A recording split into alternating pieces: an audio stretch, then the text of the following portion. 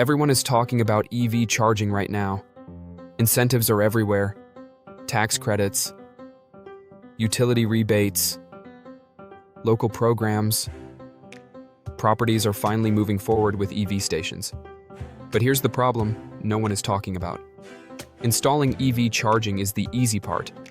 Managing it after installation is where things break down. At most properties, there's no real system to manage EV parking. So what happens?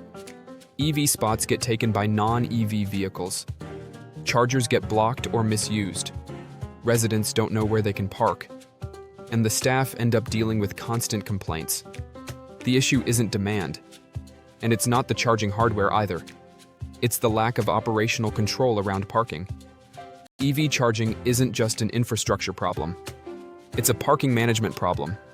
To make EV charging actually work, properties need structure, clear access control, defined parking rules, automated enforcement, and visibility into how spaces are used.